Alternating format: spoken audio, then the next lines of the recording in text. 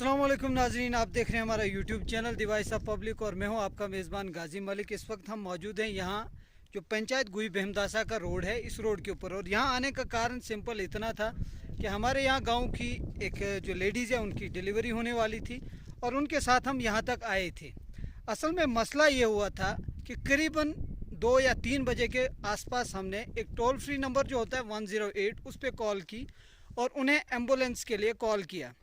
लेकिन बदकिस्मती ये कि एम्बुलेंस वहाँ से आती है और वो यहाँ से करीबन 10-12 किलोमीटर दूर यानी दाड़म के मुकाम पर रुक जाती है और वहाँ से लगातार फ़ोन कॉल्स करते हैं कि आप अगर यहाँ आ सकते हैं तो आ जाइए, हम यहाँ से हरगिज़ भी हिलने को तैयार नहीं है। हमारे पास गाड़ी है, गाड़ी के अंदर कोई मशीनरी है, उसके अंदर किसी किस्म का कोई ज़बरदस्त सामान है और रोड के अंदर कुछ ऐसी शायद माइंस उनके नज़र में हैं कि इस रोड के ऊपर जो है माइंस बिछी हुई हैं। जो ही हमारी गाड़ी जाएगी और खुदा न खास्ता कोई धमाका होगा और हमारी गाड़ी को कोई ख़तरा है, तो ये सब चीज़ें हमें देखने को मिली हैं। और इसी पर हम यहाँ पर ये बात करने आपके सामने आए कि कम से कम आप जो है हमारी इस आवाज़ को ज़्यादा से ज़्यादा आगे तक पहुँचाएँ और ये आवाज़ कम से कम एलजी एडमिनिस्ट्रेशन तक पहुँचनी चाहिए। इतना साथ आपका हमें चाहिए।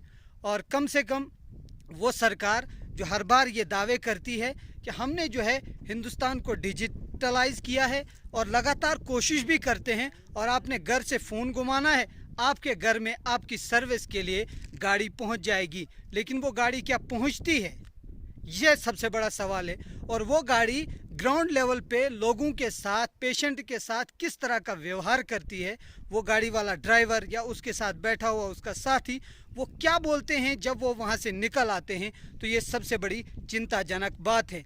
सबसे बड़ी बात, अगर हमारे साथ यहाँ साथी हैं, मैं इनसे भी बात करना चाहूँगा जिन्होंने आपने कितने बजे तकरीबन जो है एम्बुलेंस 108 पे कॉल की थी? मैंने 3 बजे कॉल की।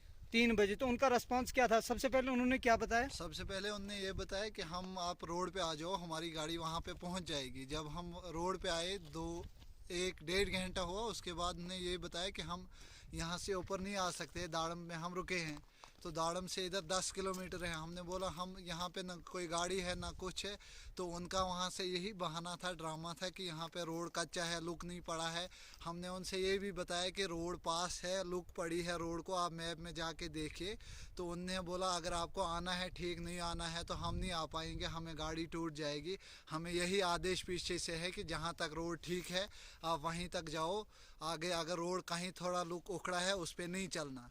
तो हमने उनसे ये भी बात की कि रामबन, डिस्ट्रिक्ट रामबन में पूरी हर जगह रोड बीच बीच में उखड़ा है, अगर वहाँ पे एम्बुलेंस जाती है तो यहाँ क्यों नहीं आ सकती है। उनने बोला हम नहीं आ पाएंगे, अगर आपने आना है ठीक, पेशेंट बचे या मरे उसकी हमें कोई परवाह नहीं है, हमारी गाड़ी बचनी चाहिए। हमारी गाड़ी बचनी चाहिए, उनका यही सवाल था। और लगातार इस टाइम तक मैं कॉल करता रहा।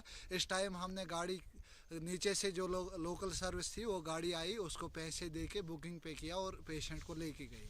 तो ये था, ये यहाँ पर जो गाड़ियाँ हैं इस रोड पे, यहाँ पर गाड़ियाँ चलती हैं या नहीं चलती हैं? उन्होंने रिफ्यूज़ क्यों किया? अगर यहाँ पर लोकल गाड़ियाँ, यहाँ के टेम्पो, यहाँ की सोमो, यहाँ पे लगातार जो सर्विस गाड़ियाँ हैं यहाँ पे जो आती जाती हैं, वो जब चलती हैं तो उनकी उस गाड़ी में आपको क्या लगा? कोई ऐसी खास चीज़ है जिसकी वजह से वो यहाँ पे नहीं आ सकती है? देखिए वो हमें पता नहीं उनकी गाड़ी में, लेकिन मैंने उनसे ये भी बात की। मैंने उनको बोला अगर गवर्नमेंट ने हमारे लिए सर्विस रखी तो ये बाकी गाड़ियों से मजबूत होती है, क्योंकि इसको जल्दी करना होता, पेशेंट को बचाना होता, ये बाकियों गाड़ियों से स्ट्रांग होती है। तो उनका यही जवाब था कि नहीं हम नहीं आ पाएंगे, हमें गाड़ी टूटेगी, अगर आप 5 लाख दोगे तो हम आएंगे, नहीं दोगे हम नहीं आएंगे।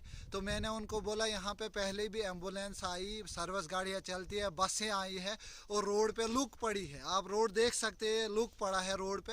लेकिन उनने बोला अगर आप 5 लाख दोगे या लिख के दो गाड़ी को कुछ होगा तो हम फिर आएंगे, नहीं तो हम नहीं आएंगे, हमें यहाँ से ऊपर नहीं आना है। तो फाइनली फिर आपने उनको ये कहा कि आप जो है अब वहाँ रुक जाइए। तो ये था पूरी बात जो इन्होंने बताई। तो इनका कहना सिंपल इतना था कि हमारा रोड जो है, उन्होंने इस वजह से इनकार कर दिया कि रोड आपका जो है वो बहुत ज़्यादा ख़राब है, इसलिए हम यहाँ पर आ नहीं सकते। और इसमें कोई दो राय भी नहीं है कि रोड बेशक ख़राब है, लेकिन पूरा रोड जो है वो ख़राब नहीं। कहीं नालों की वजह से, कहीं कहीं स्लाइड्स वगैरह आई हुई होती हैं, वो बीच बीच में कहीं पे ख़राब हुआ है रोड।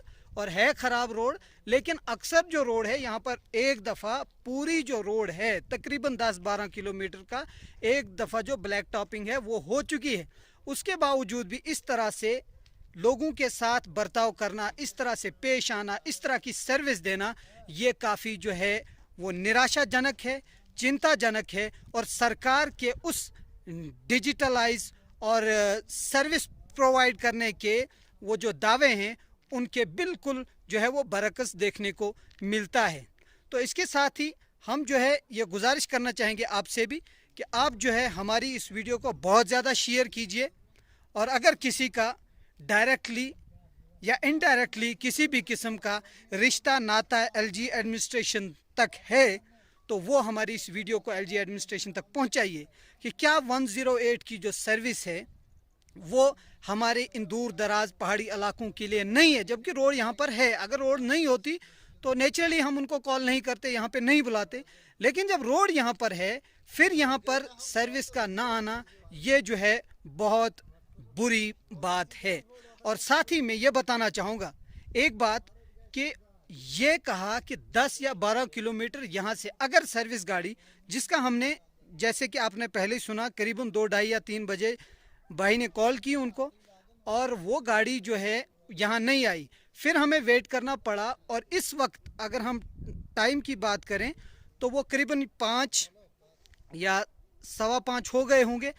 तो इस वक्त सर्विस गाड़ियाँ जब यहाँ पहुँचती हैं फिर सर्विस गाड़ी को, यहाँ की जो लोकल गाड़ी है उसको, ड्राइवर को हम कहते हैं, उससे रेट वगैरह करके उसमें जो है पेशेंट यहाँ से वहाँ तक पहुँचाते हैं। इसलिए हमारी गुजारिश रहेगी लोकल एडमिनिस्ट्रेशन से भी कि ये जो सर्विस गाड़ियाँ यहाँ पे हैं इनका किस तरह से यहाँ पे रहना चाहिए, इनको किस तरह से सर्विस प्रोवाइड करनी चाहिए, ये एक दफ़ा जनता को बता देना चाहिए।